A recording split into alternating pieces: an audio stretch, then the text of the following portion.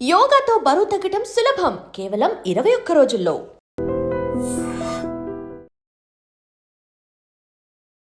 నమస్తే, welcome to healthy conversations with IT media. నేను మీ Jhansi. So ఈరోజు మనతో ఉన్నారు వంటింటి చిట్కాలకు కీరఫ్ అడ్రస్ అయిన మధుసూదన్ శర్మ గారు, ఎండి ఆయుర్వేద.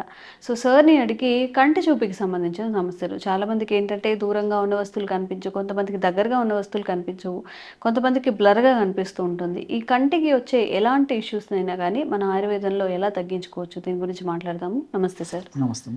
సో చాలామందికి ఇప్పుడు చిన్నపిల్లల్లోనే కంటి సమస్యలు చాలా ఎక్కువగా వస్తున్నాయి కదా, మరి కంటి ఆరోగ్యాన్ని మనం కాపాడుకోవాలి అన్నప్పుడు ఏం చేయాల్సి ఉంటుంది? ఆయుర్వేదంలో ఎలాంటి మెడిసిన్ ఉంటుంది?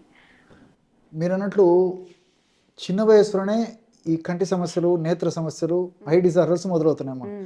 పూర్వకాలము వయస్సు ఎక్కువ వచ్చినటువంటి వాళ్ళలో అంటే దేహధర్మ రీత్యా, వయోధర్మ రీత్యా సర్వసాధారణంగా 60 సంవత్సరాలు ఆ ప్రాంతం దాటిన తర్వాత కంటికి సంబంధించినటువంటి సమస్యలు ఎక్కువ శాతం మందిలో వచ్చేవమ్మా.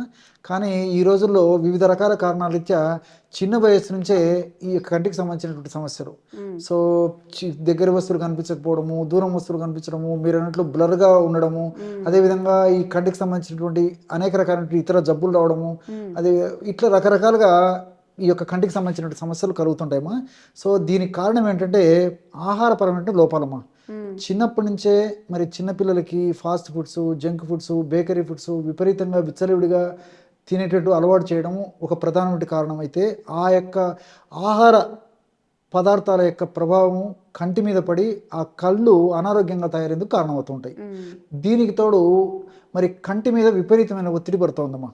ముఖ్యంగా చిన్నపిల్లల్లో మరి ఇంచుమించు 3 సంవత్సరాల నుంచే స్కూల్కి అలవాటు చేసేటువంటి పరిస్థితి ఏర్పడింది. సో స్కూల్లో కంటికి ప్రెషరు, ఇంటికి వచ్చిన తర్వాత హోంవర్క్ను మరొకటను కంటికి ప్రెషరు, వీటికి తోడు మరి చిన్నపిల్లలు వాళ్ళు ఏదైనా పలకనప్పుడు కానీ, వాళ్ళు మొండికి పడినప్పుడు కానీ, వాళ్ళు ఏడ్చినప్పుడు కానీ, తల్లిదండ్రుల మాట విననప్పుడు ఏం చేస్తారంటే వీళ్ళు సెల్ దగ్గర పెట్టేసేసి మరి 1-2 సంవత్సరాల పిల్లల నుంచే సెల్ ఫోన్ అలవాటు చేసేటువంటి సంస్కృతి, పాశ్చాత్య సంస్కృతి కూడా విపరీతంగా పెరిగిపోయిందమ్మా. దీనివల్ల మరి కంటి గ్రోత్ సరిగ్గా లేకుండా కంటి నరాలు క్రమక్రమంగా ఆశించిన స్థాయిలో దృఢపడకుండా వీక్నెస్ వచ్చేసి ఆ యొక్క ప్రభావం చేతనే కంటి జబ్బులు వచ్చేటువంటి పరిస్థితి ఏర్పడుతుందమ్మా.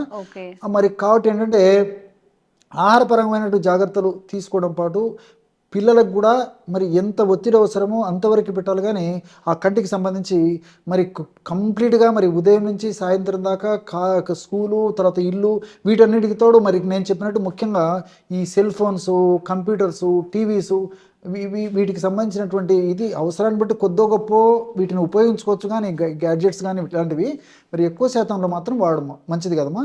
సో ఇది చాలా వరకు పెద్దల వరకు కూడా వర్తిస్తుందమ్మా. సో ఎక్సెస్ స్టైన్ అయినప్పుడు దాని యొక్క ప్రభావం ఉంటుంది. ఇంతకుముందే చెప్పినట్టు వయస్సులో వచ్చినప్పుడైతే వయోధర్మమ్మా, మరి చిన్న వయస్సులో వస్తే అది అనారోగ్యమే. సో అలాంటి సమస్యలు ఉన్నప్పుడు మరి రాకుండా ఉండేందుకు, ఒకవేళ వచ్చిన తర్వాత మరి ముదరకుండా ఉండేందుకు సర్వసాధారణంగా మనకు దొరికేటువంటి ఆహార పదార్థాలు అంటే ఈ క్యారెట్ గడ్డలు తినడం అలవాటు చేసుకోవాలమ్మా. సో క్యారెట్ గడ్డలని మరి శుభ్రం చేసి అలాగే తినడం కానీ, వారంలో కనీసం 2 సార్లు, లేకపోతే క్యారెట్ గడ్డలను సలాడ్ రూపంలో వాడుకోవడం కానీ, క్యారెట్ జ్యూస్ తాగడం కానీ, లేకపోతే క్యారెట్ను వండుకొని కానీ ఏదో ఒక పద్ధతిలో క్యారెట్ను తీసుకోవడం చాలా చాలా మంచిదమ్మా. సో చిన్నపిల్లల నుంచి పెద్దల వరకు అందరికీ ఇప్పుడు ఈ సూత్రం వర్తిస్తుంది. అదేవిధంగా కరివేపాకమ్మా. సో మనం ఏం చేస్తామమ్మా, చాలామంది 100% మంది కూడా ఈ కరివేపాకును ఆహార పదార్థాల వంటకాల తయారీలో వాడతాము. సో ఆ విధంగా ఆహార పదార్థాలు వంటకాలు తయారైన తర్వాత కరివేపాకును పక్కన పారేసేస్తాం. సో ఇదే సంస్కృతి పిల్లలకు కూడా అలవాటు అయిపోయింది. పెద్దలన్నా కాస్త కూస్త చెప్తే తినేటువంటి పరిస్థితి ఉంటుంది, కానీ చిన్నపిల్లలు కంప్లీట్గా పక్కన వారేసేటువంటి పరిస్థితి ఏర్పడుతుంది. దానివల్లనే ఈ కంటికి సంబంధించిన జబ్బులు చిన్న వయసు నుంచే ఎక్కువ కావడం మొదలవుతుందమ్మా. సో చిన్నపిల్లలకి ఏంటంటే కనీసం ఖచ్చితంగా ఈ యొక్క కరివేపాకును తినిపించడం అలవాటు చేసుకోవాలి. సో ఆహార పదార్థాల్లో వంటకాల్లో ఉన్నప్పుడు అంత ఇబ్బంది కూడా ఉండదమ్మా. సో కాబట్టి కాస్త కరివేపాకు ఎక్కువ వేసేసి కరివేపాకును ఏదో ఒక పద్ధతిలో వాళ్ళకి ఆహారంలో కలిపని ఇవ్వడం మంచిదమ్మా చిన్నపిల్లలకి, నేత్ర జబ్బులు రాకుండా ఉండాలంటే. అదేవిధంగా వారంలో కనీసం 1-2 సార్లు మునగాకు కూర పప్పు కానీ కూర కానీ ఏదో ఒక పద్ధతిలో మునగాకును కూడా వాడుకోవడం మంచిదమ్మా. వీటన్నిటిలో కూడా విటమిన్ ఏ ఎక్కువగా ఉంటుంది. అదేవిధంగా వివిధ రకాలైనటువంటి ఇలాంటి పదార్థాల్లో జియాక్సాంతిను, ఇలాంటి ల్యూటిన్, ఇలాంటి అనేక రకాలైన రసాయనాలు కూడా ఉంటాయి. కాబట్టి ఇవన్నీ కూడా కంటి దృష్టి దెబ్బతినకుండా ఉండేందుకు చాలా చక్కగా ఉపయోగపడతాయమ్మా. సో కాబట్టి ఇలాంటి ఆహారంలో ఖచ్చితంగా ఒక భాగంగా ఖచ్చితంగా చేసుకోవాలి. దీనివల్ల ఏంటంటే నేత్రాలకు సంబంధించిన జబ్బులు చిన్న వయసులో రాకుండా ఉంటాయి. అథవా వచ్చినప్పటికీ చాలా త్వరగా తగ్గిపోయేందుకు అవకాశం ఏర్పడుతుందమ్మా. సరే, వీటన్నిటికి తోడు మరి ఆల్రెడీ సమస్య వచ్చింది. సమస్య వచ్చినప్పుడు ఎలాంటి ఔషధాలు వాడుకోవాలంటమ్మా, త్రిఫల చూర్ణం ఒక 50 గ్రామ్స్ తీసుకోవాలి. అతిమధుర చూర్ణం 50 గ్రామ్స్ తీసుకోవాలి. అశ్వగంధ చూర్ణం 50 గ్రామ్స్ తీసుకోవాలి. సో త్రిఫల చూర్ణము, అతిమధుర చూర్ణము, అశ్వగంధ చూర్ణం ఒక్కొక్కటి 50 గ్రామ్స్ చొప్పున తీసుకోవడం వల్ల టోటల్గా 150 గ్రామ్స్ ఔషధం రెడీ అయిపోతుంది. సో ఈ 150 గ్రామ్స్ ఔషధము ఒక్క నెలకు సరిపోతుందమ్మా. పెద్దలకు సంబంధించిన డోస్ ఇది. సో ఎలా వాడుకోవాలంటేమా, ఈ 3 పదార్థాలు బాగా కలిపేసి ఒక గాజు సీసాలో నిల్వ ఉంచుకొని రోజు ఉదయం ఆహారానికి ఒక అరగంట ముందు, రాత్రిపూట ఆహారానికి ఒక అరగంట ముందు 1/2 టీ స్పూన్ ఈ యొక్క చూర్ణాన్ని తగినంత స్వచ్ఛమైనటువంటి ఆవు నెయ్యి, ఒకవేళ ఆవు నెయ్యి దొరకకపోతే స్వచ్ఛమైనటువంటి గేదె నెయ్యి, ఒకవేళ ఇలాంటి గేదె నెయ్యి ఇలాంటి వాడకూడనటువంటి వాళ్ళు, మరి ఆవు నెయ్యి స్వచ్ఛత దొరకకపోయినటువంటి వాళ్ళు కానీ, నెయ్యి అంటే భయపడేటువంటి వాళ్ళు కానీ, ఇలాంటి వాళ్ళు ఎవరైనా ఉంటే మరి నెయ్యి బదులు నెయ్యికి ప్రత్యామ్నాయంగా తేనెను కూడా వాడుకోవచ్చు అనమాట. తేనె కలిపి కూడా తీసుకోవచ్చు. సో ఈ రెండు వద్దనుకున్నటువంటి వాళ్ళు నీళ్ళలో కలిపి కూడా తీసుకోవచ్చు అమ్మా. అయితే కాస్త పౌడర్ 2.5 గ్రామ్స్ పౌడర్ నోట్లో వేసుకుని నీళ్ళు తాగొచ్చు. సో రోజుకి 5 గ్రాములు, ఉదయం పూట 1/2 టీ స్పూన్ అంటే 2.5 గ్రాము, రాత్రి పూట 1/2 టీ స్పూన్ అంటే 2.5 గ్రాము, రోజు 5 గ్రాముల చొప్పున వాడుకుంటే నెలకు 150 గ్రాములు అవుతుందమ్మా. మళ్ళీ తయారు చేసుకొని వాడుకోవాలి. మరి పిల్లల విషయం వస్తే 3 సంవత్సరాలు 4 సంవత్సరాల పిల్లలు కూడా ఇలాంటి సమస్యలు సర్వసాధారణం అయిపోయాయని చెప్పాను కదమ్మా. వీళ్లకు 4-5 చిటికలు, ఒక 3 సంవత్సరాల పిల్లలకు ఏదైనా కొంచెం నేత్రాలకు సంబంధించిన సమస్యలు వస్తే ఈ చిటిక అంటే తెలుసు కదమ్మా, పించ్ అంటారు అనమాట. సో 4 లేదా 5 చిటికలు ఆ యొక్క 3 పదార్థాలు కలిపి తయారు చేసుకున్నటువంటి చూర్ణాన్ని స్వచ్ఛమైనటువంటి నెయ్యి కానీ స్వచ్ఛమైనటువంటి తేనెతో కానీ కలిపేసి రెగ్యులర్గా ఇవ్వాలన్నమాట. వయస్సు పెరిగే కొద్దీ మరి 1 గ్రాము, 1.5 గ్రాము, 2 గ్రామ్స్ ఈ విధంగా పెంచుకుంటూ పోతే సరిపోతుంది.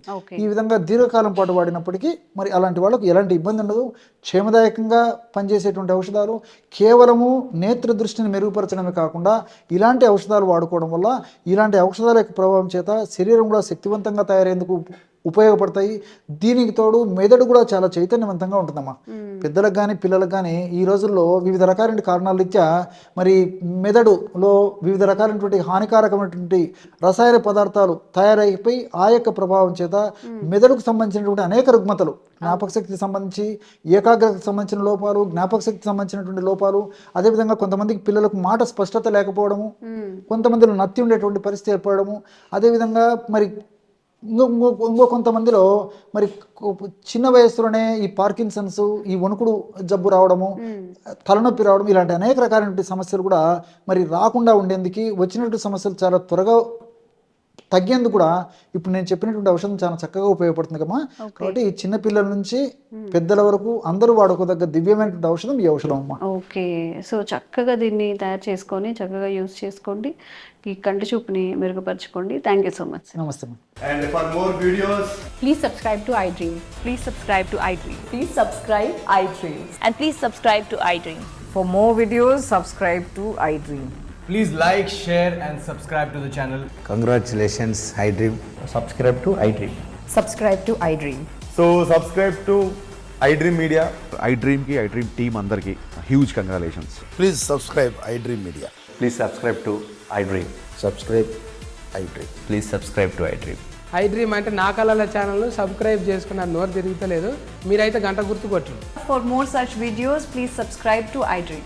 Subscribe to iDream. Please subscribe to iDream. Please subscribe iDream Media. Please do subscribe to iDream. Please subscribe to iDream Media. For best entertainment and information, please subscribe iDream. And don't forget to subscribe to iDream.